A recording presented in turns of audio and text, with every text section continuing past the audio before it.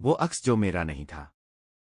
مجھے ہمیشہ نانی کے گھر میں رکھے پرانے آئینے سے عجیب سا خوف محسوس ہوتا تھا۔ وہ لمبا سنہری فریم والا آئینہ ہال کے کونے میں کھڑا رہتا تھا، جیسے کسی چیز کی نگرانی کر رہا ہو۔ جب بھی میں اس کے پاس سے گزرتا ایسا لگتا کہ کچھ غلط ہے، مگر کیا یہ میں کبھی سمجھ نہ سکا۔ ایک رات جب سب سو رہے تھے، میں غسل خانے جانے کے لیے بستر سے نکلا۔ گھر میں مکمل خاموشی تھی، صرف دیوار پر لگے پرانے گھڑیال کی ٹک ٹک سنائی دے رہی تھی۔ جیسے ہی میں آئینے کے قریب پہنچا، میری نظر اپنے عکس پر پڑی اور میرے قدم وہیں جم گئے۔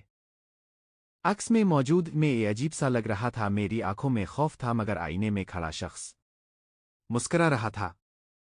میرا دل زور سے دھڑکا۔ میں نے آہستہ سے سر کو ہلایا۔ عکس میں موجود میں یہ عجیب سا لگ رہا تھا۔ میری آنکھوں میں خوف تھا، مگر آئینے میں کھڑا شخص مسکرا رہا تھا۔ میرا دل زور سے دھڑکا۔ میں نے آہستہ سے سر کو ہلایا۔ عکس نے بھی حرکت کی، مگر ایک لمحے کی تاخیر کے ساتھ۔ سانس میرے حلق میں اٹک گئی۔ میں نے اپنا ہاتھ اوپر اٹھایا، عکس نے بھی ویسا ہی کیا، مگر پھر وہی ہلکی سی تاخیر۔ اور پھر اچانک اس نے پلکیں جھپکائیں۔ میں نے نہیں جھپکائیں تھیں۔ میری ریڑھ کی ہڈی میں سرد لہر دوڑ گئی۔ آئینے میں کھڑا شخص اب مجھے غور سے دیکھ رہا تھا۔ اس کی مسکراہٹ چوڑی ہوتی جا رہی تھی، حد سے زیادہ چوڑی۔ اس کے ہونٹ غیر فطری انداز میں کھلنے لگے اور نیچے سے نوکیلے غیر انسانی دانت جھلکنے لگے۔